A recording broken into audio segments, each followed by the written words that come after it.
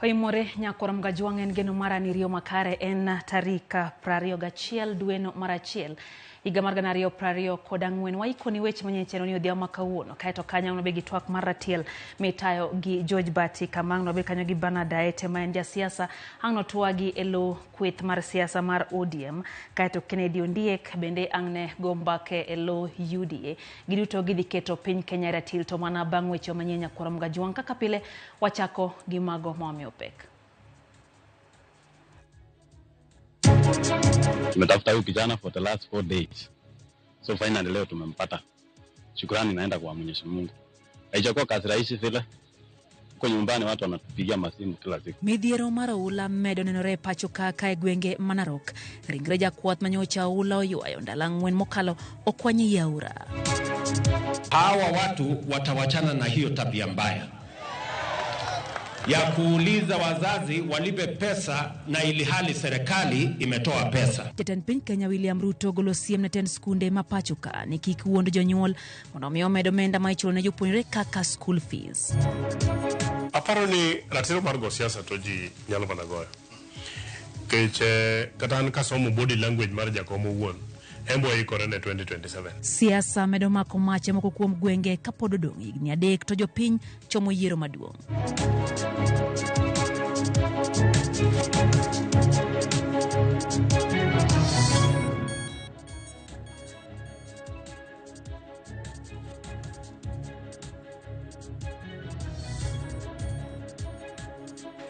Machiegni nyakoram gajuang chendo ni maratiel wantiere gi jaloko mar Elizabeth Otieno bethuolo mar miyo wapachi lai mar ote machuo karia deka uchieno no kabinde wantiere live mbui mago mag tudruok duto orwake pachi odhiang' makawuono Ramogi TV KE Facebook duto gi Twitter Instagram kachiel gi YouTube duto warwake pachi odhiambo makawuono. Machiegni nyinga Lydia Okeyo. Jatend piny Kenya William Ruto golo siem ne tenda skunde ni kik medo menda ne jonyuol e kinde ni makoro girwako jopuonjre skul. Ruto ne lose kaunti ma Busia okoni sirikal oseketo menda moromo taw chenro mag somo kendo ok owinjore skunde okwa pesa mathoth kuom jopuonjre. Na mimi nataka niwaulize wazazi, kuna viongozi wengine wa haya mashule wanaenda kule wanamwambia mzazi ati pesa ya serikali haijafika, wewe lipa.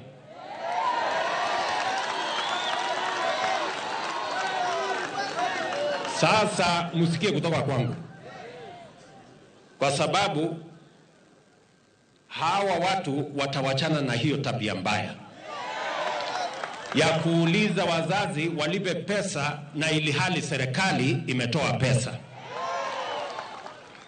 Wacha nirudie. Serikali ya Kenya hii Januari, sio ya last year, hii Januari tumetoa bilioni 62 ya kusomesha watoto wetu wa Kenya. Shule ya primary school, pesa ya primary school, pesa ya secondary school, pesa ya TVET, pesa ya university, mpaka pesa ya bursary ambayo wabunge watatumia kupatia bursaries watoto wetu. Jakom duol mande ko jopuonja Teacher Service Commission Jamlek Muturi ogolo siem ni ok gibiye na jonyuol kawo chike lwetgi kendo rocho ratich jopuonje wi duoko mag penj ma pacho kae. Kolose kinde mag romo mar jokanye kaunti ma Embu, Muturi wacho ni jonyuol mantiere gi ng'ur owinjo chwal ng'ur makamano ne board matawo skunde kata ne apisa mochung' ne weche go mag some gwenge. Muturi okone timno en wich kuot ne jopuonj ka riwruok mar NAT bade ma Embu bende okone jonyuol nyaka ng'e ni nyithindo te ok dayud A kendo moyudo grade mapiny bende nyalo mana yudo tiegruok mangima gi lokre.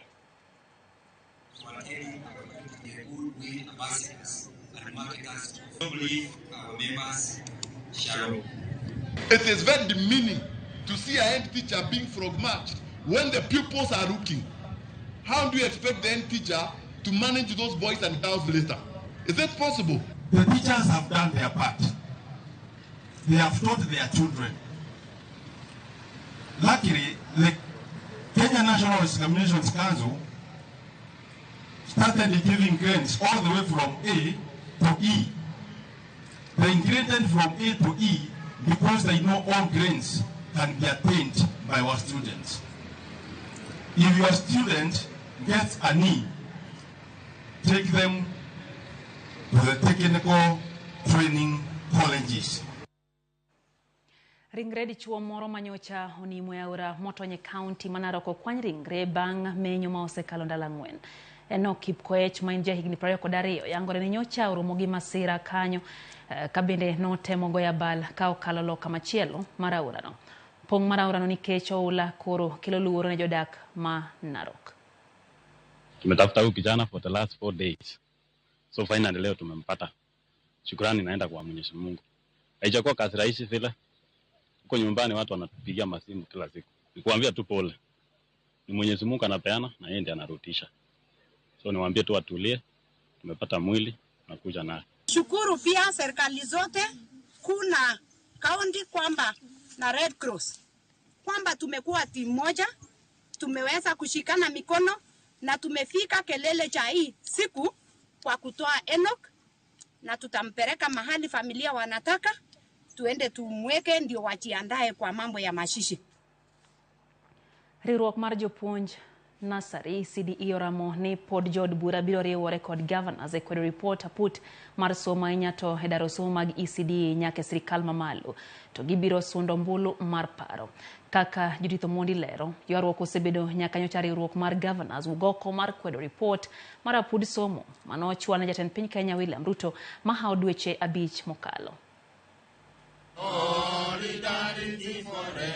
E okang' mokwongo riwruok mar jopuonj mar Nasari Kulopet owuok oko mar riwo lwedo lipod apud migawo mar somo mane ogol higa ma okalo. Ka otelnegi kod jakom margi Lawrence Otunga, riwruogno oyware mabor kod ywak mar governors mondo miwe somo mar ECD ne counties kaka osebedo nyaka ne kel sirkal loch gwenge. Kenya nowuok mogolo pachgi mowacho ni gidwaro mondo jopuonj miluongo ni ECD ma jomoko luongo ni Nasari ya NASA mondo oter e sirikal mamalo e katiba article 235 matindo 2 otamo sirikande mag counties mondo mi ondikie tich ng'ata mobedo registered gi TSC. Jopuonjgi mane loso e boma ma Nairobi okoni ywak mar governors mar nigisego okang' e dhiro somo mag ECDE en miriambo nikech ndiko kod chulo jopuonj okodewo kod governors giywak ni gisandore lwet josiasa. Wan joma ondi kod counties josechawa kabisa. Chandruoge ma wakale counties miyo ji paro ni ne wareme piny. Wan joma otiegore kendo wan kod lony mararieya e weche mag puonj.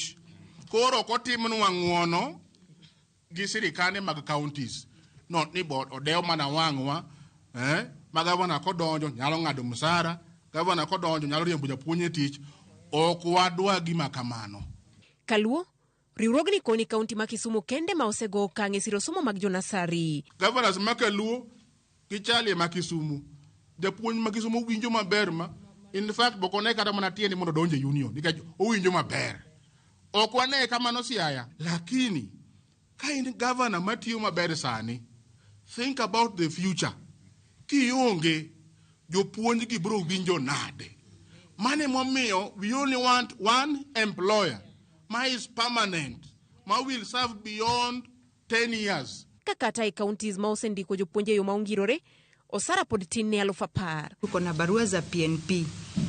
But when you look at the figures ambazo ziko pale, basic salary a certificate holder anapata only 9,000.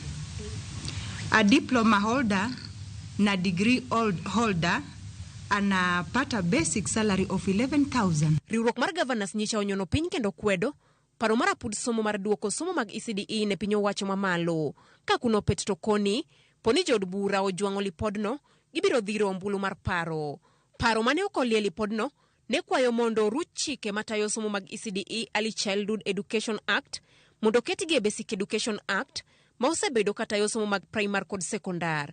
Bende apudno ne okwayo tend counties, migawo mar somo kod duol mandiko jopuonj TSC mondo ketagulo achiel ma ibiro ta kod TSC e loso chudo mag jopuonj ECDE, gino ma osekelo ng'ure kind governors. Judith Omondi, Ramogi TV. Japuonjre manoyudo marks 398 e penj mar klas 8 mokalo mayande tiyo e kar chwako nguru kod mano ma bende noyudo marks 374 mano osedok nuoyo e grade mar 6 bang' bedo kod midhiere yudo sir mag somo koro oyudo sir kendo gidhi donje skul. Jafwambo marwa Jo Juma nigi ler koa e kaunti ma Migori. Pek mar ngima omiyo thoth jopuonje manotimo penj mar klas 8 mar higa mar 2013 obedo kod pek e donje klas 9. Moko kuomgi osido kony kuom oganda mang'uon, ka moko bende pod okomo pacho kamanyo kony. Justin wuor mane osomo e skul primary mar St. Anne Junior kendo yudo marks 398 ma omiye thuolo e skul sekondari mar Kapsabet en achiel kuom jopuonjre ma okalo midhiero. Kata kamano, gigo to koyudo kony kuom ng'at mang'uon wang' kaka Rolex Wasonga. Rolex Otieno Wasonga emosemiya kony, to an gi mor e chunya mang'eny gi kaka no okawo full sponsorship mara kendo notimona shopping. Japoka gibiro magibiro gikawo nyathi magidhi ging'iyone gik moko mondo odhi ochak donjo e skul. Awinjo maber nikech awinjo kora nigi yot. Somo mar Justin Owuor en gima engineer Rolex Wasonga okawo full sponsorship mare, kendo Justin Owuor dhi somo form 1 nyaka form 4. Kane pok oyudo kony, Owuor ne osebedo mana katiyo e kar chwako nguru kama ne chule omenda maromo Sh100 odiochieng' kodiochieng'. Omenda ne ogeno choko mondo dhi e sikul. Yolenge pesa koro naneno nabiatika mondo ayud pesa manya yudo go transport manya tera Kapsabet Boys High School. Kancha fundo taka agolo taka oko mondo gituo kasi chula 100 pile pile. Ncho asetiyo kuom ndalo 3 aseyudo 300. Japuonjre Jerry Orido mane osomo e skul primary mar Masis e subkono Mawendo bende ne okalo midhiero ni ka ruogno ma joluo mantie kod lony mopogore opogore mayudore e gwego mag Mombasa ne pok okawo ting' mar somo mare. Orido mane oyudo marks 374 ne oriko sewito geno kendo ne osedok nyaka e grade 6 mondo nuo. Kony ne obiro ne mana kane oriko dhi nyime kod somo e grade 6 e skul primary no mar Masis. Komachielo ruogno mar oganda owuok e dhodno mar Kolalsi e subkono Manyateke ochiwo basari ne jopuonjre mar 62. Koro wasebedo piny kendo wasupport somb nyithindo. Wabedo mana kaka anyuola achiel, wagolo pesa matin. At the end of the year, wasupport go nyithindo madhi school. En wachake kwa konyo joma ok nyal mondo liete gi nyithi kiye ma ok nyal. Koro an kaka an gisekonya, an gi nyithindo mane nitie sekendi, koro gin sani gin moro nitie nyaka college. Kata bed ni piny owacho keto chik ni jopuonje duto ma otimo penj mar klas 8 nyaka dhi e sekondar, nitie jopuonjre ma koro pod nitie pacho nikech onge mar omenda mar somo. Jo Juma, Ramogi TV, Migori.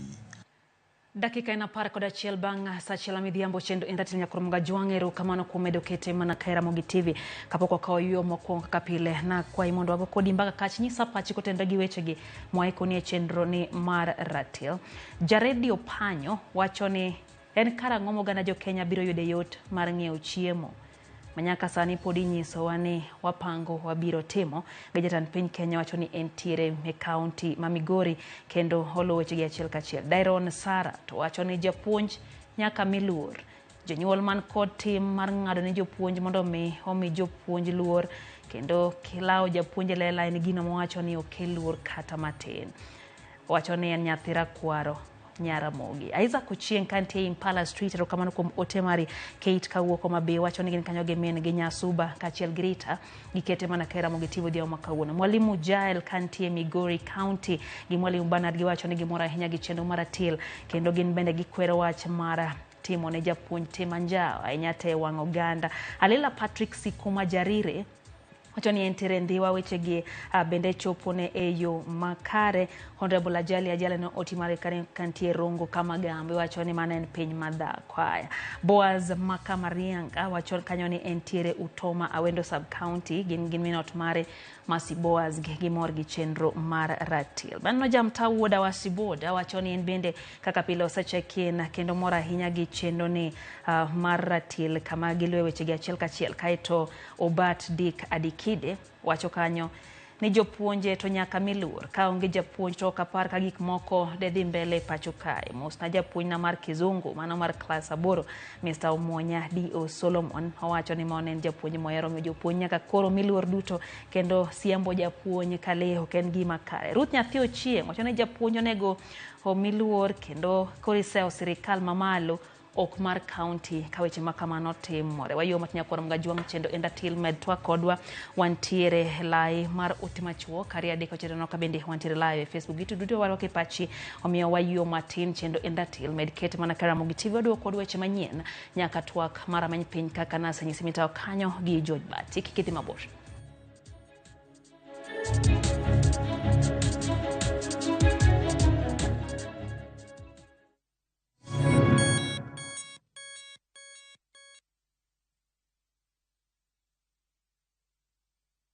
Sasa kwa sao moja tu unaweza pata third party cover for your private motor vehicle valid for 30 days. Say goodbye to expensive motor vehicle insurance. Pata bima kutoka Direct Line Assurance. Kujisajili bonyeza *487#. Weka namba plate ya gari yako, ID namba yako, email address yako na ulipe thao moja tu. And your digital cover will be sent to you instantly. Collect your sticker at your nearest Total service station. Dial *487# upate third party motor insurance valid for 30 days. Pap, ni thao tu.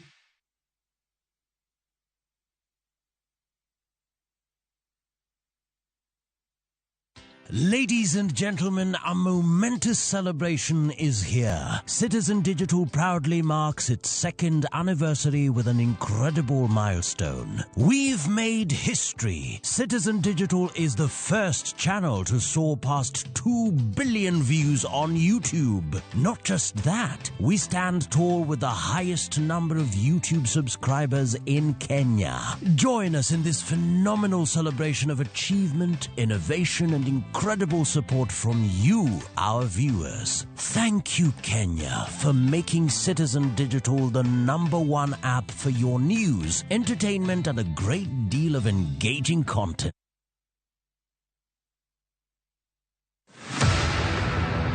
Winjruok manie kind joot koda gik ma yiero mar ng'ato timo e mudho kelo. Tawuoyo kodi kare ng'eyo gimoro amora. Inyabedo janeko. Be ng'ato nyalo geno gik manotimore koneno?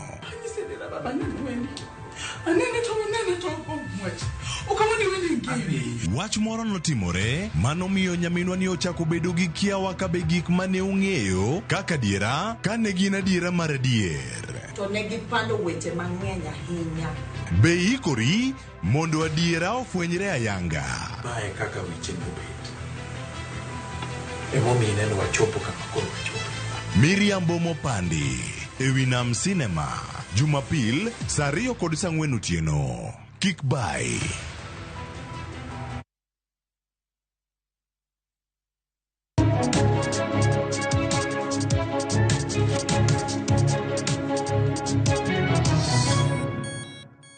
Machiegni kendo nyakorom gajuang chendo endatilero kamano kuom medo kete mana ka RAMOGITV wadhi mbele gi miweche manyien kwa dhi mbele gi mago mag siasa. En siasa mar laro kombe e yiero mar 2027 ochako mako mache pacho kae kinde matendon bura mar ODM to pod temo gayo jokanyo mage ma oyier ni kik wigi wil gitimo dongruok nikech siasa ma oyu. Jafwambo marwa Walter Nyambaga miyowa report kabende ODM biro nyalo chungo siasa momondo. Tini beka nyo yiero ni MCA. Tii kaka MCA madiyo ne tiji. Wewe chani bala rume mjumbe. Tini bende mo yieri kaka mjumbe. Tii kaka mjumbe. Wewe chani dabero governor. Wewe chaka wachani doa kama unyante ya mpodutie. Kata odok ni ogai mar ODM Raila Odinga yandi ogolo siem magayo siasa moyu motelo ni yiero mar 2027 e kind jogo ma olap dhogi ndong ne kombe mag siasa. Siasa osenenore ka mako mach kendo medo mana chwakore e counties kaka Manyanza, Nairobi e kind mamoko. Aparo ni jo Nairobi monego kuongo we siasa. Ingeni Nairobi kosechako siasa to ridore piny kama. Koro liet no chakore gi malo. Koro siasa ma 2027 to podonge ng'amo sewuoye. But gima an go very clear, Walter, en ni ng'ama ok otiyo dhi dala. to be nyaka gimiwa nafas mar nyisogi kuma gitimie makosa. Mano to wabro wacho odiochieng' alanga jogo matiyo marach mopogre kaka nwawacho ni mondo giti. Mago to wabro kwerogi. Tonge koro goya. Nikech aparo ni jowa mosewuok madwaro kom mar gavana. Koro kamoro paro ni to Rosa ni mit kodwa bedo gavana. Wapenjo gimomiyo siasa dhi nyime e kata doko ni yiero pod bor. In koro kiling kaka ja siasa dong gidhi bedo relevant. Siasa to onego dog chien sani mondo owe joma tiyo tich. To but gima dwa wacho ni bedo ni mpinzani nago kuko ok mona tich nikech okoloro na account komiti anago. Koro waga kuko konto tich be timre nade tiuri etia. Be kigo koke commit kechi ngama ularo go kom oneno gik moko tim makare to go koko samogo koko no konyi nikech koro idhi wacho kare na timo gini ka paro ni ber to gini rach koro alok oseliekore ni jomoko dwa biro to an aparo ni jok ma dwa biro go moko ni tich no yier sasa biro goye moyieje and adwa koni ni the kind of temperatures when I catch go will definitely go down and man excitements but what tendo to kino kalo biro jo mano mara kama tatu biro mano mara kono mage matimore en gombo moyiene dhano ja siasa en gimoro amora mumulo tineno siasa iye to sama be watimo mpira kwa winjo mbaka ka ji nyiso wa wach moro to be nyaka wawuon kech wa jotelo ama national leader oyiera na national assembly kura represent jo uriri nationally kura manyiso ni kain national tanya represent kata jo Mombasa sama wuoyo kancha gima wuoye affect nyaka jo Mombasa. An gima dwa ni mondo wach ni lek mar gavana kata lek mondo ng'ato dhi e kom moro mopogre gi ma entiere oyiene ng'ata to bi ng'e ni sani kaka siasa chal jopiny ema koneno ni tiyo negi maber to ginyalo chori kamoro to ko gineno no kitiyo negi e kom mane gimiyi kata idwaro mana de boke yodi. Okwadwar sani siasa ma bro miyo wadau kendwa jaduong' kanose wacho ni mondo ji oling thi ji oti tijno ma nyaka to tim to kata ka ji tiyo tich kamano jomno yiergi to bi nyaka gimiwa nafas mar nyisogi kuma gitimie makosa. Mano to wabro wacho odiochieng' alanga jogo matiyo marach mopogre kaka nwawacho ni mondo giti. Mago to wabro kwerogi kage ok gikonjo piny to nyaka wakwergi kendo wabro kwerogi mana motegno. Tendo ODM ne ogolo chung' ne jok manie lemo mondo mi thuolo mar tich kata kamano e jok manie lemo go gisani oseket tesre kod jok madwaro kombe go penjo maduong' ni koso mane ema miyo siasa iye medo mana ridore. Aparo ni ratiro mar go siasa to ji nyalo mana goyo kech kata an kasomo body language mar jakom owuon embo ikore ne 2027 higa achiel koro ikruok to aparo ni onge problem be joluo wacho ni chako chon nono dhia ajuoga to ahinya jok mayuak ni omon gi tich gin governors onge ng'ama osedonjo office governor moloro ne dhot omiyo governors waoyo bedo mayom gidhi ywagore ir jakom ni jakom owacho ni jok moko tamogi tich ng'ato kopenji gimomiyo pok itiyo ng'ano kotamie tich governors moko wacho nang'o ni jok moko keta ma gitama ni ok anyal tiyo gitami gi kanye tich kotami en mana yom mari. Criticism ano kakawe ni orach katibo miye thuolo no to an bende aneno mana ni gima giwacho ni be pok atimo maber adier. Jowa matiyo e party mar ODM ma ok odifet modhi e UDA mago jogo manyaka wabug tiegi to kata kwa bugo tiegi gin bende kwa encourage gi gin be gitine jopiny mondo kigi kelnwa wich kuot kana kutimo racha gware kone kutim kama koro nyaka ga siasa sichete kech for example ka dele idhi rwaka kaka pastor koso jo wala koso rwaka kaka ja siasa to kimiya thuolo na wuo idwa na wachamo nyaka go siasa to nitie siasa mar gero to gi siasa mar ketho sani wane siasa mar gero donge kamano to gi siasa mar laro gimoro kaluwore kod siasa machwakore bende duond bura mar ODM ni kod teko mar chiwo kum ne jogo madhi ataro kod chung' mare mar siasa momondo. Koro mano en adier ni nyalo kelo piem nikech ODM be dwani mondo kom man ng'eny gi kaka ne gisebedo ni gin strong party ma Nyanza gidwani pod gidong ni gin strong party to ananeno ni ok onego bed ni lalruok nitie chama ka chama ogerre kendo wuogi jopiny kendo tieg structures ge mondo jopiny moamua. ODM as a party asebet kaka chama marwa kowacho ni wadhi left to wadhi left, ko en right wadhi right. Koso bin keto jotelo tesre kod menyo kaka gitiyo ema kelo liet mag siasa motelo ne higa mar 2027. To kata mondiko nene mi matini mondirit mondi ka medi mang'eny. Nikech kusiemowa be ka koro uparonwa kama kamoro wang'ikre kata ok wadhi maber. Nyaka push mondo kambi obed maber. Makasani ogol gowi. Kata kore gowi ni natimo marach mondo adhi amany kaka gowi ni dhi gol. Abiro dhi kendo nadhi godiche. Koro kati gowi ni watimo marach mondo jopuro chul. Ka japuro cha inyalo chul, jok moriede ofisa madwaro school fika dhi dok piny. Migori referral district hospital kacha onge yath. It affects jouriri moyier. Okanyal ling ni nikech Migori nitiere headquarter ok en kara. Joga dhi kuno. Ka barabara matuda gi jonyateke rach.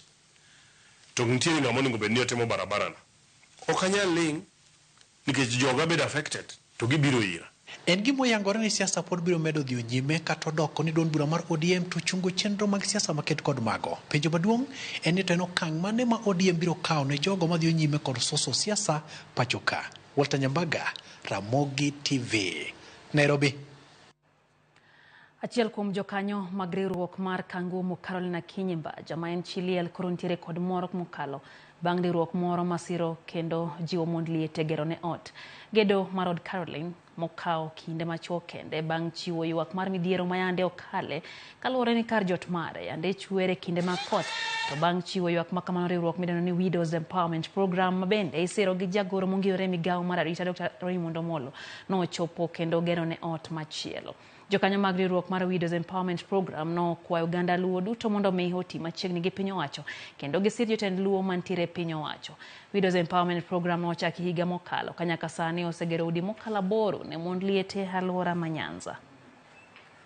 Nooro joge manobiro kanyo to nakwayo mana kony mar ote mana ywago ne gini yawa koth wag nyithindo ka nyalo gina Nyasaye nyalo donjo chumu gedna neno ka Raymond Omolo nooro joge gi masi mobiro motimo na ng'uono ma gibiro gi Victor agone giero kamano. Community kata igweng'wa ka wamor gi gima Reyo timo kaka wuono dichieng'ni nikech osetamo ji mang'eny timo yudo jatelo man gi chuny kaka Rey bende tek. Koro wagone Nyasaye erokamano kuom chuny ma Nyasaye omiye kotiyo kodwa mwayudo ot manyien machal kama.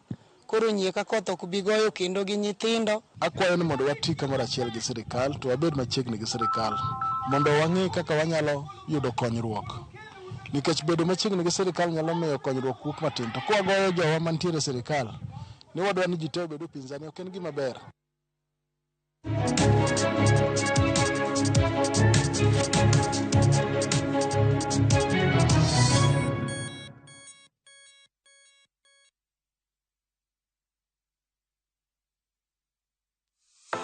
Book your hotel online with View Travel. Open Google or any search engine of your choice and key in our website www.viewtravel.com. At the top left side, click on the accommodation tab. Choose over 900,000 hotel options to suit your vacation needs. You can also choose from over 1,000 location beach, bush, cities and more. Contact us on www.viewtravel.com or 0703-254-254. Viewtravel.com. Dream, explore, discover.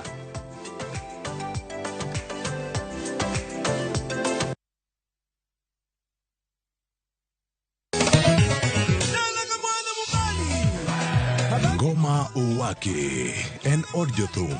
Ngoma Owake akelo ni mix mopwest. Reggae, ja, Rastafari. Twak gi jothumbe nyakoro mago jonka mora mora magintie. People crave is the different. They crave the exotic. Yeni kila thing ni kare. Kama nene edition. Benga kaluka Kicha beach nyakoro magajuang sukus kamwati memana kama. Kitemana Ngoma Owake. Nyinga en Papa Vike. Wukich, kichario, kichadek, kichangwe, kichabich. Sapar, gida kapaga beach nyaka sapagario. Warom.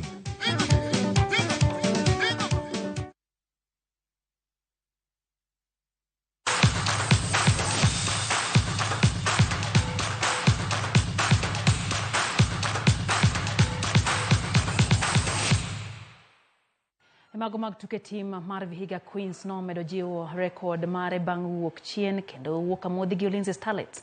Queens ema nokwongo loyo tugono mano yware ma ochurumo gonde 2-2 e paw tuke ma Ulinzi Complex.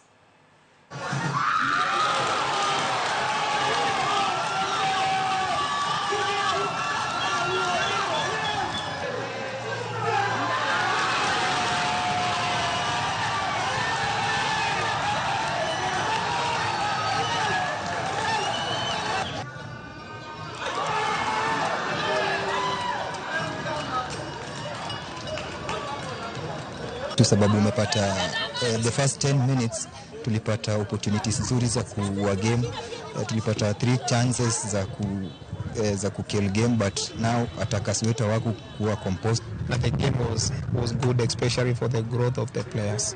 So to me I feel tulikuwa na need the 3 points, imekatana, tumepata draw, but nashukuru tunasukuma mbele.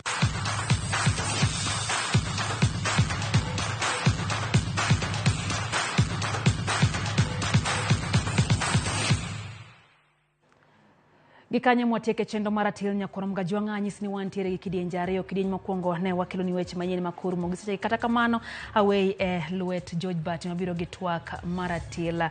George Bati machiegni nyise nyikwara mogni kone giang'o edwa keto piny Kenya ratil e yo mane to in juelo mage odhiambo makawuono. Lydia mana kake wacho no ratil thuoke mar ariyo koro donjo bang' weche manyien ro kamano kumiyo nyikwara mogi Gajwang' weche manyien e yo makare kendo manimba ahinya. E ratil makawuono nyakwara mogi wan kod twak dhi bedo motenore kod weche ma omulo piny Kenya, weche mag siasa. Ineno ka jatend piny kawuono nitiere gwenge mag Busia owacho ni oikore mar tiyo ne Uganda jo Kenya, to wuoro gimomiyo samoro jomoko semo soke mondo oted dongruok, to kochopo seche mag obulu to idire kama chielo. Koro wacho ni an dang'u ubed ni imiye koyieyo. Kopogore kod mano bende ODM osebedo ka nie ng'wech mag manyo jokanyo manyien e gwenge mopogore opogore. Mago bende wan godo e ratil makawuono nyakwara mogi an kod Bernard Aete madhi chung' e lo ODM kanyakla kod Ken Ondiek mabiro loso e lo UDA. Wadhi ng'iyane siasa mar Kenya ka chalo nade nikech chal ka gima koro ng'wech osemakore kendo chakore ma orieyo higa 2027. God Kenya kocha chal ka gima liet ni to en ng'a mowinjo bed ni bedo turo fuong' mar oganda no. No kichako higa gi sura manyien Bernard Aete no sebi ratil. Podi. Bernard Aete pok no biro ratil. Aya, mano nyis nyakwara mogi Gajwang' ni watemo tuma wanyalo mar mi wenge manyien bende winje paro manyien moya ir wendwa manen twak mabiro mana bang' dakika machoko miyo kidhi mabor main ratil. Nyinga Lydia Okeo asebedo gi Lizo Tieno mosebedo kalokonwa kikidhi mabor.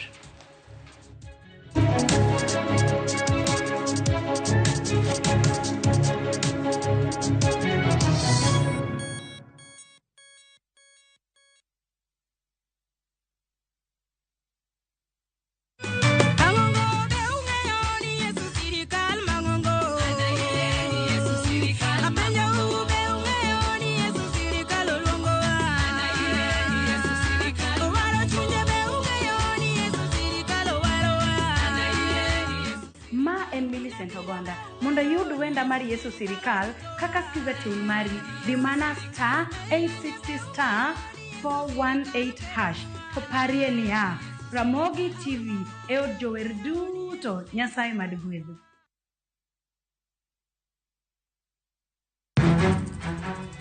Samoro hera biro gi lit kod kuyo. Akwayi ni mondo ng'wonna. Samoro hera biro kod luoro kata mana mirima. Ketoga singo mag mriambo kende. We ang'isi adier Sarabjit Singin. Hango na gimora moraka. To pende ini wacho miriambo. To samoro hera fwenyore kuom nyathi matin maonge ketho. Jogi paro ni pifo param ofua ahinya. To paronwa ni ok rach hero ng'ato kendo. Ok wachak wadhaw kendo. Mokwongo param dwaro ranyisi mar adier. Joot rito kendo joot nyalo kelo lit. Kaka nene chal ni podi iyo wang' koda. Dibed ni in podi paro gima an natimoni. Kata kamano, joot pod gin joot. Sarpanch ji. Dawe an madhi kuongo tugo. Asewacho ni an ema dhi kuongo tugo. Choti Sardani. Wuok tich nyaka ngeso saa 2:15 otieno. Mana Ramogi TV.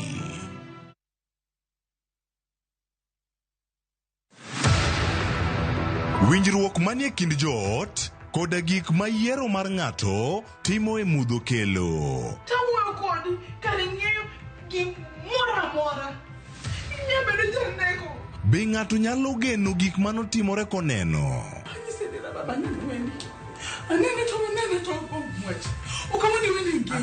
Wach moro notimore manomiyo nyaminwa ni ochako bedo gi kiawa ka be gik mane ong'eyo kaka diera kane gin adiera mar adier. To ne gipando weche mang'eny ahinya. Be ikori mondo adiera ofwenyre ayanga? Mae kaka weche nobet. Emomiyo neno wachopo kama koro wachopo. Miriambo Mopandi ewi Nam Cinema, Jumapil saa 2:04 otieno. Kik bai.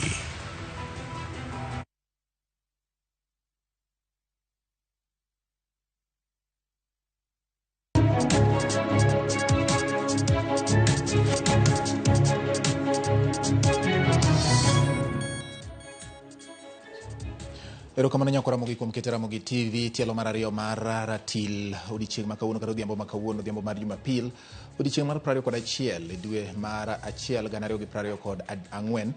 Adani mondo koro rwaki e twak marwa ma bende waseiko kaka na nyisi motelo ni wadhi ng'iyo mago motenore kod weche mag siasa mathurka mar ng'eyo to piny Kenya orieka machalo nade.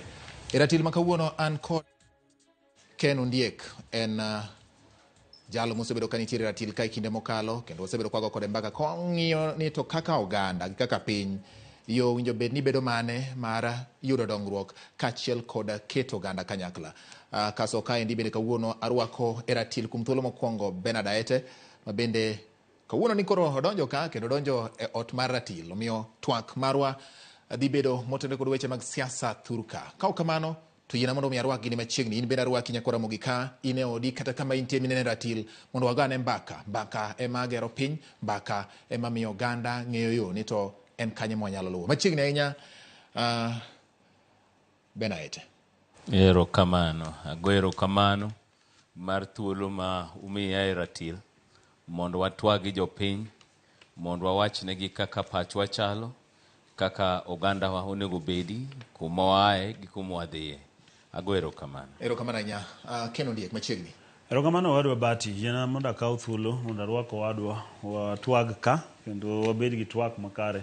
To kapok wadhi mbele yiena elo chama ma UDA e Homa Bay County ago mos ne wadwa Jono Sano. Jono Sano ne en ng'achiel kuomwa kabisa, owito minode e gweng' ma Sikri e East Kamagak Ward kiny kaka wajo chama wanariwre kode kwa timo ne mos ahinya e tho mar jaode. Wadwa Sano mos ahinya kuom yudo chandruok, wan kodi kanyakla kachiel gi jowa duto bende man gi chandruok mopogore opogore. Amor ni nyithindo nodhi sikul kendo jok mane pok oyudo thuolo mondo odwok nyithindo skul biro yudo thuolo, to kama ntiere bende podi wadwa ni mondo tudruok kodwa kaka jok ma konyo sirikal mondo wane nyithindo ma pod nyalo dwaro kony mopogore opogore e yor dok skul kachiel kod dhi e skul manyien ahinya joma ne otieko standard 8. Erokamano. Erokamano ahinya. Adwa mana wadonje twak marwa kendo twak marwa utenre kod weche ma wawacho ka gin weche mamulo oganda kendo mamiyo weche mag piny riere. Aete ang'o mineno e siasa mar piny Kenya kama koro chope nikech ndalo medo ng'adore to chal ka gima ji chako ng'wech kaka ing'iyo higa 2027 kata bed ni samoro inyiso ji niya podi kiyudo ka e sirikal iwacho ni noyieru mondo mi tiuru ei opposition kata kweth maketo piny wacho tese bende inyiso gi the same thing ni noyieru mondo mi tiuru. Ang'o momiyo samoro dipo ni liet mar siasa chakore gi sani, ang'o ma mit mane manitie ma ji neno mbele? Adiera maduk en ni in any democracy kamoro amora ma chik mar siasa chal gi marwa mantie Kenya kani, adiera maduk en ni yawuoyi gi mon mantiere telo, nitiere yawuoyi gi mon moko mani oko maneno ni ogiti maber kata mani gi siso gi kombe gigo. Koro emo mineno ka jomoko ringo kawuok kuonde mopogre kagidhi kagichako weche mag siasa chon. To wan kaka jopati ma ODM wan ing'eni ka jaduong' owacho ni mondo wachung' to wachung', kwabet to wabet, nikech en ogai marwa, en mongiso wa gima onego watim gi kaka onego watim. To be en adiera ni jogo wa manoyier sani koro ka en higa achiel nyaka ne gichak tiyo jaduong'. To koro ka en higa achiel nyaka ne gichak tiyo, ber mondo mi wamigi thuolo mondo giti, mondo dondi mang'eny wae jogo madwaro kombe mopogore opogore onego bed ni jogo manoyier e party ma ODM wamiyo thuolo mondo ti. Okay. But mar ariyo maduong' en kata ka gitiyo to en be nyaka wabede ni wanyalo go kodgi mbaka mondo giti maber e yo makare. Koro wan kaka jo ODM kamoro amora ma wantie wakwayo ni jogo manoyier mago governors, mago members of parliament, senators, kata mana MCAs magwa, jowa manigi molap dhogi ndong ne kombego, mi jogo thuolo mondo jogo oti kako nego giti, but kata ka gitiyo to be nyaka wasokgie matin e yo mar hera, ok yo migo e koko ka ji dwaro kelo godo atonadi. Mano gimoko nego watim. Alright, erokamano Ken. Erokamano Bati. Yes. Aparo ni kaluwore gi kaka Kenya ochung' kawuono nyaka wayie amor ni aete wacho ni jogo eko manoyiero winjo mithuolo mondo mi oti. To kata kipenjo gi penjo to winjo penj gi e yo mar osiep kata yo magero Kenya choro mbele. Gima duong' ma samoro jo oko oyango niya, ka nwadhi e yiero tarik 8 dwe mar 8 higa mokadho mar 2022 ne wayiero kombe 6. Nwachake member mar county assembly, wadhi member mar parliament, women representative in parliament, wadhi senate, wadhi governor, mwago nyaka mar president.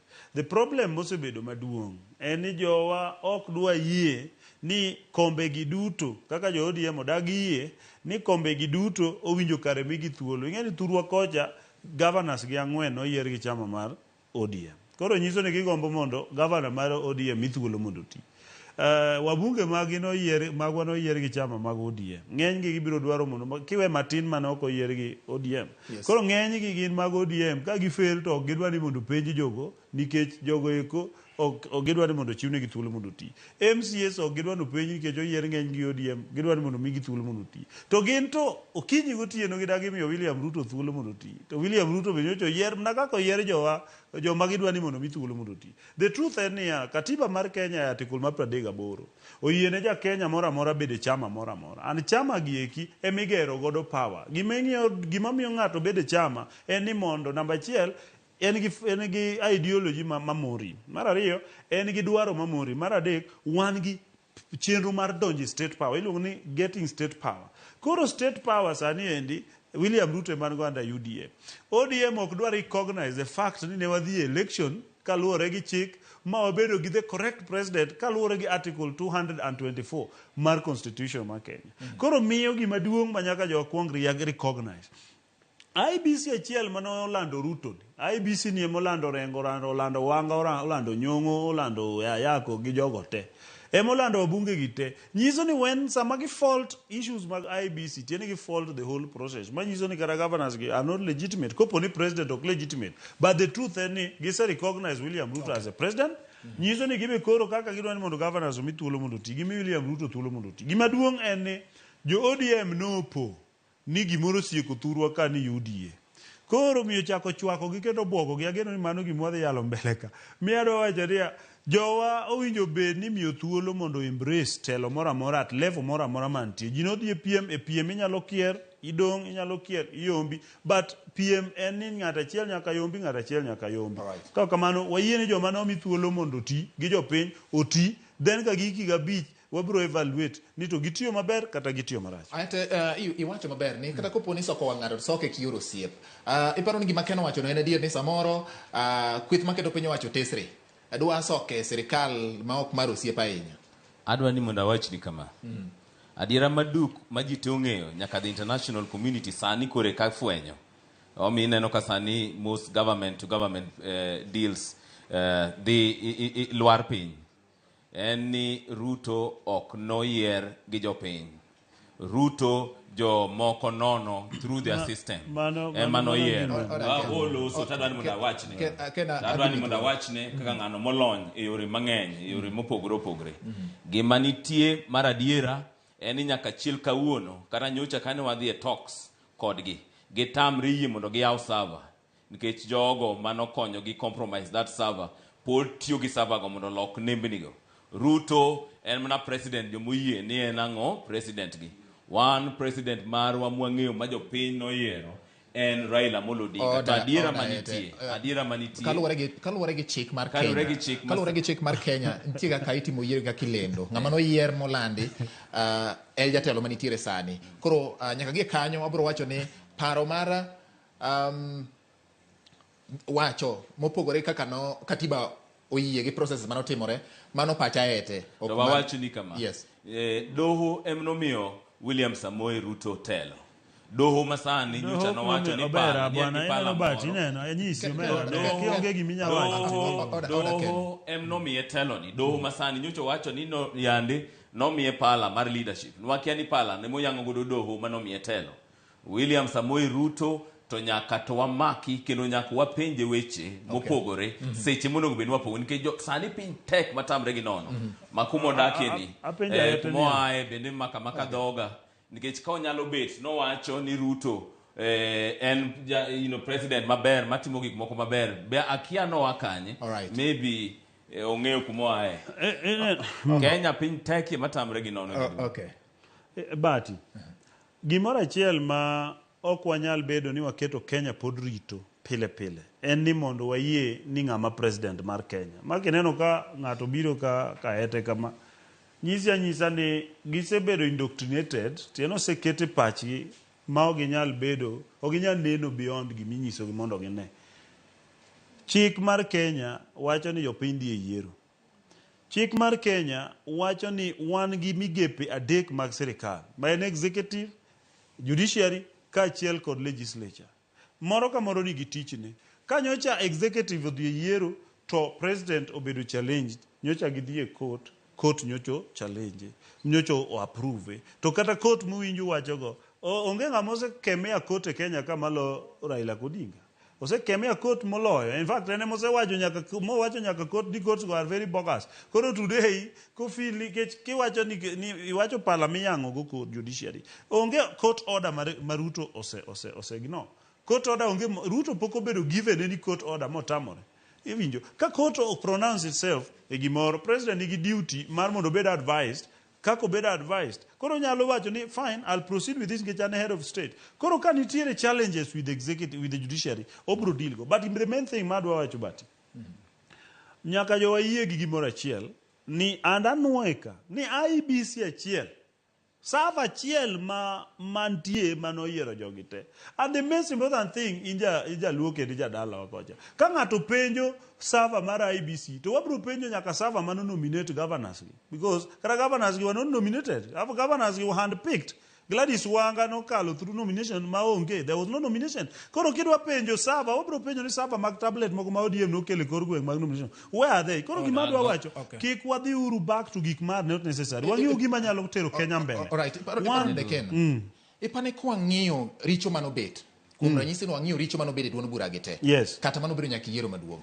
Wacho ni mane mwagede. Mano dwa miyo Kenya dhi mbele o machalo nade nikech wang'iyo kaka Kenya dwa dhi mbele sani kowuok ahinya to kaka oganda mar piny Kenya obedni Kenya nigo geni mathoth. Mane momiyo wacho ni awadwa bati kik wang'i gima has passed. Ende momiyo jo ma ODM nyaka kongie ni wadhi mbele kaka country. Ok wanyal yalo wach yiero forever. And momiyo nyaka gi recognize ni William Ruto en president. Alright. Jaduong. Mano sawa. Ondiek owacho kaindi maler ni wang'wa odinore. Akia ni wang'wa odinore emomiyo kwane bet mafuta. Wang'wa odinore emomiyo kwane nyithiwa mane manyocha ne ginego kane wantie maandamano. Wang'wa odinore makoro sani giwacho kata mana ni koro nyaka government to government deals gi kendo ne gipuoyo ni gin gik malich ahinya ni mondo ni dikelnwa mafuta e bei maber ni dhi nyiew mafuta gi pesa mar gi pesa mar jo Kenya. Wang' udinre mago to kwane manyaka kata mana ker kawuono Ruto kawuono no nyocha ni obukro wacho ni ne gitimo makosa ndalocha. Koro jaduong' wang' ok odinore. Watemo mana mondo wachung'ie ratiro. To ratiro ni wachung'ie nikech adiera maduk en ni jatend piny ma court nomiyowa. Adwa ni mondi goe underline wacho no jatend piny ma court nomiyowa. Makaluwore gi pacha jatend piny ma court yande no chuno wago. Sani tiwa marach to sani kipenjo ng'ata kati penjo mana thurgi kati penjo mana kumanade piny tek makia ni dibed mana ni jowa ma jo UDA miyungo negi jamna ni dibedie ni jowa gi gini ema gidhi maber kendgi jo piny kati penjo ng'ato Mombasa kati dhi Rift Valley kati dhi kumanade adiera manduk en ni ji hinjre matek matamre gi nono emomiyo Ruto gi lange to timnwa maber, wakwero gi ni gitimo marach. Koro jowa maber madhi miyungo ne gi jamna Karuto to dhi adhiya but kik wigi wil gi jopiny. Kik wigi wil gi jopiny. Mentality mineno aetenigo ka ni dhi yuko ne gi jamna. Uino yuk ni jamna karaila. You know, you can go because the thing is just a minute. Ideology. Ideology man. Ideology martam roka yamba kado yombi every time. Mage ideology. Gimadwa wacho but pin kata kiwacho ni tek. Yeni mane is the only thing maginyalo wacho ni pin tek. Ndine gitimango. Ani yena sebedo euratilka kena sebedo stations mamoko. Ka penjo niya ka ngato feel ni pin tek to en gi solution manyalo bedo gi pin tek to no yombe kura to dwani jogi owinj mayot. Ok en ng'ama jawuoro madwaro mare kende ni nyaka en embo bede sirikand no koka petimo ok obi gi template mar proposal mare ni an kako opposition leader abi an gi dhano mokalo milion 6 manyocho gona kura jogi inyore koro mae kaka pare to the main thing en ni jowagi kaka president nocho wacho ni gina jok madwa kelo anaki kelo koko to gin governors magi be mofele gwengu jogi dwani mondo wache to maruto ni magineno adwa koni gima timore and kiyena ta make this one very clear. Ni President William Ruto nodonjo ka sama ne Kenya dollar ne exchange rate mar international market was 2%. Samo wueni ka etekia kata ka ngato kia tanyako ni the dollar exchange rate went to 5%. It went to 5% nikech lweny mar Ukraine, not the 5%. Some of the Tamala Beach o interfere gi gowi ma serikal nigo o interfere gi economic standards ma Kenya and other countries. Kineno government to government deals, awinjo ka ose bring in government to government deal. The government to government deal fell short of the requirement ma jo Kenya ne nigo.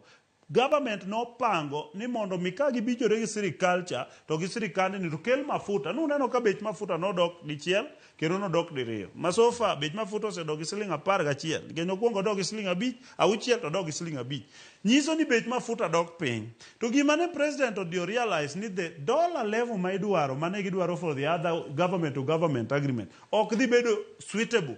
Nyiso ni jodagi ni okonyak medo gowi mabro medo jo Kenya pek. Amane gimo miyo wacho ni mano cannot work. Nikech nodwa ni mondo duogi ni piny. Koro wacho ni ditigi normal mechanism mondo mi bech mafuta dog piny. Kendo kata next time tarik 13 dwe manyien. Ibiro yudo ka bech mafuta bro chako dog piny. Giriti be ibiro dog piny mano bro duoko ngima piny. Gimoro musik manania ni piny pek. Piny pek adieri to ok pek ne jaluo kende. Oko pek ne jagine pek ne jite and president temo matek emomiyo no kel weche affordable housing. Affordable housing ditimo ni abati and we are explaining any opposition and being an sirikal wane michajo we are explaining gik mang'eny nikech en odwa propaganda to adwa chiwo agenda adwa chiwo point ma jo piny winjo winji gima sirikal timo.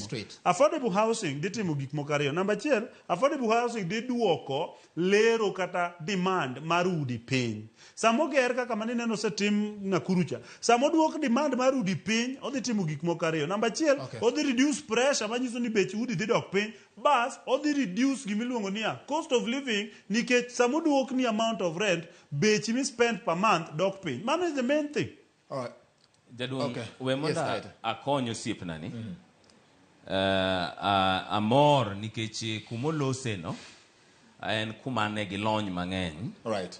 An gi lony e weche mag ohala, an gi lony e weche mag chik. Tadwa mondo awachne. Ka nitiere gino maseluwo matut, en gimiluongo ni G to G ni. Government to government program mar weche mag fuel gi jo Saudi Arabia. Kane Ruto ne ubiro gi wach mar government to government ni, Ruto ne paro ni weche adek ne dhi timore. Right. Mokwongo, Ruto ne paro ni price mar dollar, exchange rate mar dollar ne dhi biro piny. Nikech ne gidhi trade gi Kenya shilling. Namba 2, Ruto ne gombo ni mondo nengo mar ngima odhi piny. Ruto bende no chako dongo gombo kendo ni mondo obedi abeda ni adira fuel bende wan godo ka ma is sufficient e nengo mogonyore.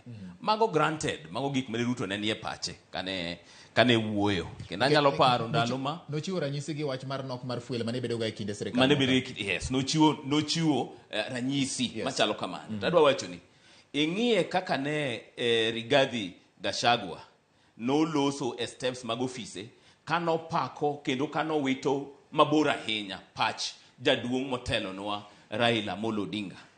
Awacho ni government to government deal, it was not even government to government deal. Awacho ni ka ng'ano manigi lony weche mag chik ka ng'ano manigi lony e weche mag ohala ok ne en government to government deal. There was a state owned parastatal in Saudi Arabia mane jogi odhi jatend EPRA nodhi kuro oting'o jomamoko nyaka chergere gimomiyo deal no kodhi through tadwani mondo awach ne jopiny mondo ji oyong'e government to government deal gimomiyo gi succeed ga en ga ka government no en government ma jatende en ng'ama ratiro. It is premised on gimiluongo ni trust.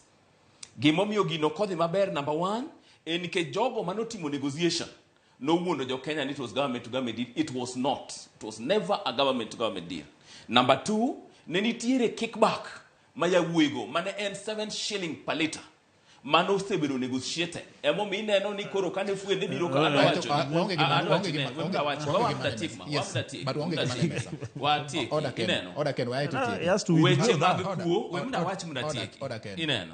weche mag kuo mane jakom wewi gi ka paro ni unyalo paro press conference mane jakom no kelo kano wacho weche mag government to government deal kano kwer ni gini rach emomiyo kane jakom nuseloso tiro ni president ma Uganda bedo timo nani ogo koko e wechego ni jo Kenya temo mondo magi ka bang' mano tiyudo ni koro sani kino Ruto chako duogo koro wacho ni government to government deal choko tiyo koro gemo mondo watimuru to ng'eni owacho kamano to pesa ng'ino osedhi moko owacho kamano ni government to government deal ni koro ok timre ni koro wadok kendo kanye kumne wantiere chon mano wacho ni hinyo jopiny. In fact Ruto no wacho nwa ni notemo mondo otieki shida maduong' mane jo Kenya dhi donje omiyo nobiro government to government deal mateni koro gima sani owachonwa eni koro jo Kenya osedonje bur matut kendo adwa wacho ne oganda luo nagi gi jo Kenya ni sani wadonje bur matut matamre gi nono miwauru awachonu kaka ngire e weche magang'o weche mag economy kendo awacho ni ka ng'ano bende ma noneno kano wayudo through our own means MOU mane jogi no sign no Kenya nigi problem maduong' matamre gi nono nikech president no wacho ni watimre nadi ni notemo tieko masira mane jo Kenya dhi yudo sani ochako wacho ni wakendo ni otimre nadi government deal no ok otimore koro matine ni koro masira mano wacho ni nogolo wacha ema koro sani wadonje koro gima jogi wacho onge ne en kuolilo to Kenya kwanza jokuoge oda mano pach aeta pinjinia en richo kuponi jatelo neno ka gimoro ok timre maber molok pach nikech jo kizungu no wacho ni only a fool doesn't change his mind iparo ni en richo kuponi jatelo oneno ka nitiere gimoro mok timre to wacho ni walok mondo akil yot gika adwa wacho ni a level ma president nitie kapok oketo lwete gimora mora on any document onego beni that project is properly researched and gimotim nonro mare ndi to gi chir to gi jatend EPRA no timre nadi no dhi momiye barua to gino nonego beni kapok jatelo keto lwete onego beni attorney general ong'e wachgi onego beni joge osetimo nonro nikech ma Kenya moting'o ji mang'eny ok inya bukra bugani timo gimoro ma affect ngima ma jo Kenya makoro kelo nwa chiedh nadi kama to sama tin kendo after few months makoro natimo makosa kendo koro adok omiyo wacho jo Kenya kwanza gino realize mana emomi neno koro kage ywagre ne realize ni jo Kenya ofwenyo ni kuone dhi bete gino mang'eny ahinya emomiyo gigo bet kako bet. All right. Okay. Ingeni iwacho is only a fool who never realizes. Kineno a group of people is led gi ngama never realizes. Ginga leader who never realizes every day. Let's not talk about individuals. No, when I'm saying here, ingeni nyeni owacho ni nitie 7 shillings ma bribery okay kwere. Ngeni yene mondo proceed give mistake. Then he has proceeded to say jo Kenya kwanza ginjo kuo. Yet kata governors wakwalo mabegi rikucho and they are not talking about it. So gima wacho is this. Ana wacho ni ingeni treat government to government. Ken, these are respected floor. That is true. These are respected but he did not respect the floor. Order, Ken. I'm the one speaking. I'm not Woyo. Kuro wacho ideas mabiro konyo pin. Okay. Kikwadonja allegations moko matendo. Maunge gi facts gi kai. Ka oponi dwa biro allegation bring the facts ka. So yeah, mane madwaro ni kanti 7%. All right. Mo dwa kelo to kele with fact. Gima wacho ni number 1. Gima jo Kenya nyaka ng'e ni gimiluongo ni government to government deal ne poko take off. Right. Ok en gima nosekethore madanga to bika wache ni kuone ni iye. En gima ne pok ka take off. No dhi take off mbele ka. En ani government owacho ni bing niya nikech ne jo Saudi Arabia ne pok okelo mafuta on that basis. Ne pok ochakore. Ne en gima government had gotten into to ka gi realize ni their clauses are not working. Nyako retreat. Ne dhi kelo a lot of challenges. Koro he has a lot of time to explain so many things. I think let me cow time and I explain the following. Number 1, government nigi duty ne jopiny. Owacho maber ni William Ruto nyocha dwani mondo cost ma living odog piny. Owacho maber ni William Ruto nyocha dwaro mondo cost ma fuel odog piny. William Ruto nyocha dwaro ni mondo Kenya obed gi mafuta ma consistent. Higa mokadho chaka ne wan e sirikal mokalo. Nogik sama ne walawo mafuta gi mbugru nyaka 1 liter nwanyiewo nyaka 280 shillings. Ana manye nyaka sigalagala kocha chieng' moro mondo ayud mafuta. To sirikal no ne jo oling e iye kendo ne giling thi. He was part of the government. Ne ogi complain. The problem ailane ma William Ruto ne temo dwaro niya wabed gi mafuta ma consistent to wabed gi fuel ma manageable to wabed niya ni wanyalo charge fuel correctly. Gima timore niya koro government ne poko kick off. Gima duong' madwa nyiso jowa mondo winji. Yes, cost of living pek. Ne ka mana wache ni kendo chieng' mondo yani studio mona wache ni kata America emithie kawuono. Fuel ma lita chiel kucho gikete in gallons ma 3 liters. Fuel ma lita chiel siling 320 in America. Anyisi the truth. Okay. You can check. Koro gima duong' en ni ere kaka sirikal nyalo deal gima president temo his best. Kopo ni nitiere gima opposition nigo ma ginya propose. Giwache ni wan wa propose ma iwinjo. Nyocha gidhi Bomas wacho ni ne Bomas ne gidhi manye kombe. Koro tamore. Koro gijuogo duogo gikoko ka. Me and Mandaki. Me a lot of time. No, Ken. Wasiwinjo pachi. Owinjo pacha Bernard. Ado wacho ne kama. Owacho maber ni serikal ni nyocha ni ne or realize ni kane gi deal ni poko di to realize ni there is a problem in that document. Ango kendo gi broga be ni gi bump on ka realize ni moko di marach. When we they realize ni the cost of living in Kenya is not sustainable. But I told you some no, they saw that deal fast. Don't talk about nigga realize. He didn't watch him. No watch him.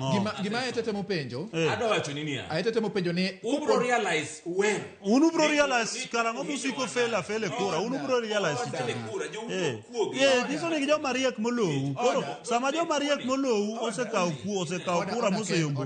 We udwaro koko. Ulinguti koro bedu mos mondo yudi usa government maruto. Owinjire uro. Adani mondo jopiny owinjire. Aite wacho ni openjo ni kopo ni ma jatend piny ofwenyo ni nitiere chandruok. Dipo ni nitiere gik moko ma samoro nyalo timore koka gibiro fwenya bang'e. Mana pani gima anya duoke. Anya en page aduoke. Okay, gik matimore niya. No, ma ok nopore. Simple memorandum of understanding. Ni kata letters of intentions. Mana manonde ikimati. Na asene no moko. To koro penja chieli dwa penj 2 hours. Oko penj mondo tiye ki mondo aduoke. Realize ni jo Kenya hinyre. Jo Kenya no ine mise wacho kendika ni cause just a minute. Taxes okay ne government to government deals. Just focus. Idwani focus on government to government deals because we focus on propaganda ugo. Nike openjo man. Let's move to the next point. But no, G2G ni nyaka jo understand here. It had not pok no chako tich. Koro ken gima makoso sebedi. Si winjo. So dike Saudi Arabia ne poko kelo mafuta Kenya ka. Koro adwani mondi watch interview mar Gashagwa. Kano we about G2G deal. No se kelo mafuta. No, G2G no se kelo mafuta Kenya ka. No, nitie mafuta no weri gi bottom line. Jo piny penjo gima jo piny penjo. Nitie mafuta mano se kel gi G2G Kenya. Kikwadonja allegations. We donja allegations mang'eny bwana. Kikwadonja allegations mwaonge godo. Kendo kikwa watch about clear ni G2G ne poko chako. Oda Ken. Wadano wawuo ma jo piny biro winjo. Ben wang'i weche mag siasa mar piny Kenya gi sani. Siasa mar piny Kenya ka oyiengore ahinya e dongruok. E dongruok mar ni yudo kugendni. Na osebedo kwa penjore ni to siasa mar wan joka ng'ane ka ji dhi mbele. Kata oganda ni to ji riwore to wacho ni wan koro wasiro ng'ama kama mondo dhi. En siasa mosebede Kenya ka chakre ne wayud loch. Yudo ka nitiere ji ariyo momakore kata ji adek momakore to giloso sirikal. Penjo mara ni kama koro wachope sani en ang'o hie mowinjo bed ni riwo jopiny. En siasa koso chenro mar dongruok? We monda duoki. Yes. Okinyal pogo siasa to gi dongruok mar piny. Nikech joma nitiere telo kaka sani jatelo marach ma wan godo ni. Iyudo ni noyiere nikech siasa. To en makoro kelo weche makoro hinyowagi, makoro the cost of living rach matamre gi nono ni. Emomiyo kata oganda nyaka oganda koganda par matut. Gino gi line magiluwo, yo magiluwo mondo mi siasa bedoe nikech siasa kigole yudo dani kata wan thuru akucho. Yes. Ingeni kwagolo siasa e weche mag ang'o, weche mag dongruok. Dongruok idhiro mana gi siasa. Kata mana sani jowa manitiere kaka governors, kaka members of parliament. Jogo ma jo siasa madwaro kombe gigo keto gi tesre mondo gitim maber. Iparo ni siasa bende nyalo thiro dongruok? Siasa marach nyalo thiro dongruok. Ba siasa maber to kelo dongruok. Mana kaka siasa mar jaduong'wa motelo ne ODM, Raila Amolo Odinga. Omiyo wa devolution anyalo wacho. Omiyo koro sani an gi owadwa majakena kwanza mabatha kaendini. Wanyalo bet wanyalo wuoyo openly. Anyalo wuoyo about Ruto, anyalo wuoyo about ng'ata. Kata no wuonero koro wuoyo nyaka kuom Raila. Ndalo machon before section 2A was repealed. In fact even after pare ni ok ni nyalo wuoyo kamano kuom ng'ato. Koro iyudo ni siasa maber. Yes. Aina ma jaduong' osekelonwa. Omiyo koro sani wanyalo bet e studio twago mbaka twawuoyo kama. Kata wanyalo criticize the government kata jotelo. Ang'o mowinjo bed ni timore ka koro ji dhi mbele mondo siasa ni oriw oganda e kinde mokelo bende dongruok? Kaka ini paro ka ji dhi mbele. Oriw kawacho oganda ok awuo kuom joluo kende. Owacho piny Kenya mondo ji pull together, ji odhi nyime ka koro gidhi kelo ka dongruok bende dhi nyime ma ok ywaruok obetie. Kata mana pogruok mag dhoudi. Adwa mondo awachni ni kane Kibaki gi jaduong' moluor Raila Amolo Odinga obedo together. Mano the period ma Kenya nodonge maber mogik. Bang' mano kane Ruto omako tie Uhuru, mano chapi Uhuru muuro gwe matenge ni. Mano dongruok ne onge. Tinyalo fwenyo ni kendo kane jakom ochako dogo biro machiegni gi Uhuru Muigai Kenyatta, His Excellency Emeritus. To dongruok kendo nochakore. Ineno, koro oganda komakore maber, joma nigi the same ideology, joma share common dream and a vision. Kaka jatendo osebedo kaneno kaka onego bedwa dhi mbele. Iro dongruok beda piny. All right. Okay. Ken apenjo an adwa chiwo pacha kamae ni oganda wuoyiro ok odwa duoko penjo mikono. No, in duok penjo. Nikech adieri manduk enia. Adieri manduk enia. Ok adabachiel nyaka wang'e kumwae kaka oganda kendo wang'e kumwadhiye. I penjo ni to riwruok mar siasa to gi riwruok mar dongruok. An gima dwa wacho ne joganda wa kendo amor ni joganda wa winjowa. And aseneno ka seche tekwa wuoyo to jowa moko ma ok dwa winjo weche ma sama wacho ni wan wadhi oyuknwa jamna. Iwinjo ko wach kama. Tiende niya gikelo notion mar niya jowa koyudo thuolo mar bedo machiegni gi sirikal ma ok mapachgi nitie to always sirikal ailano jowa go ipinga. An adwa nyiso joganda luno chik na itgi kendo giwinja niya. Namba 1, kanera Kenyatta opogore gi jaduong' Jaramogi Oginga Odinga in 1966 mano wadhi nyaka 69 gi wik chama mar KPU. Nitie joluo manoneno ni onego wabed gi sirikal mondo wager thurwa. Joluo go eko noluong na ndhoke kendo noluongi ni gin jasik oganda wa. Kane wadhi kendo mbele ka wabiro 1992 ka Jaramogi Oginga Odinga mochung' e Multiparty mokwongo. Nitie joluo bende manoneno nikech katiba kata seche go noyie ne ji mondo chungi chama mopogore. To jowa ne poro dhi ochokore kamoro achiel ma joma noneno ler mar mondo giwani kapo ni ok wayudo thuolo gi koni to wadonj gi koni nolok moluong na ndhoke. Obiro manyaka kata kidhi Rarieda na wacho Rafael Tuju. Ka Rafael Tuju nodonjo gi Kibaki e sirikal to en bunge mar Rarieda. Noyie mondo ted dongruok ne Rarieda komanye e sirikal. Nowach ni en andhoga nikech notiyo gi Kibaki kara seche mane gichwanyore gi Raila. Tiende niya oganda wa nosebedo kidhi kata Peter Nyakiamugni kata idhi mane e ndalo mane wan go yugi pisi pinje mag Rongo. Noyie gero jorongo to nikech notame ni luonge na ndhoga ni gonge nikech no oriwore gi sirikal. Mane gima notimore all along. Koro an adwa wacho ne jowa niya. The truth and matter ni igni 60 nyaka wayudo uhuru. Wasetemo mondo wabedie sirikal to pok wayudo thuolo mar bede wende sirikal.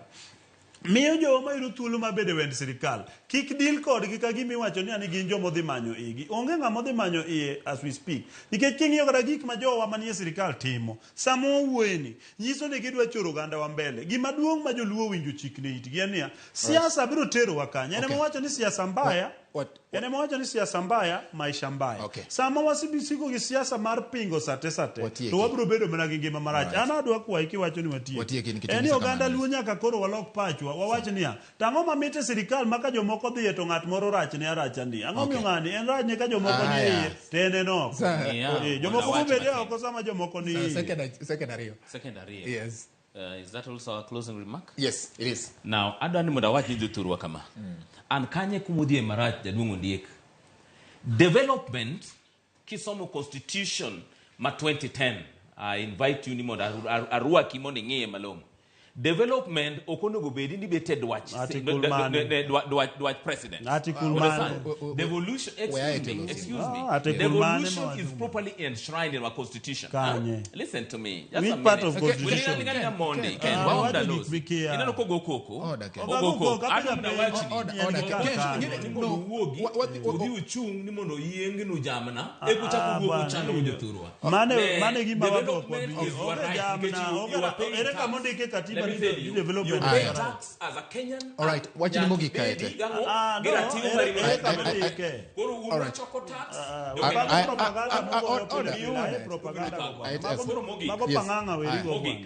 Ina kaka bwana ni heckle ni. Ogni heckle. You are lying. Nyoro kana walk. Otherwise, you need an example. Nyoro na di eliel na di yuago min MCA moro sakwa. Kana di yuago min MCA moro sakwa jaduong. Gimotimre. Ta yudo jo UDA manolang gini. Ochako guna koko mota maloso. Koro kana ogitimo kamano ne. Ta wacho ni wan obro rego gi political. Ka wacho ni gin wabro rego gi political. Sani koro gichako giloko nango ni adwa rego jo Kisumu. To mano en miriambo matama gino. Ana tieko ka wacho ero kamano. Adwa wacho kama. In few seconds. Yes. Jothurwa. Kik ng'ato binu ni pogo Uganda gi mogo. Yande ni thurwa moro biro ni enyo kapogo ji Uganda gang'o gi mogo thurwa. Mpogo mogo Uganda okonego tim. Gimwa dwaro eni mondo Ruto or lead this country constitutionally. Ero kamana enya. Yakora mogiro kamano. Mane kaka en wachone telo mar piny oti kaluwore kod dwaro mar chik. Mano e wacha ete. Ken Ondiek to wacho ni oganda nyaka ng'e ni koro ji dhi kanye. Dalo dhi oganda ywak to ywak biro rumo karang'o. Ka kamano nyaka kendo thuolo machielo nyinge George Bati oriti mano ne ratil.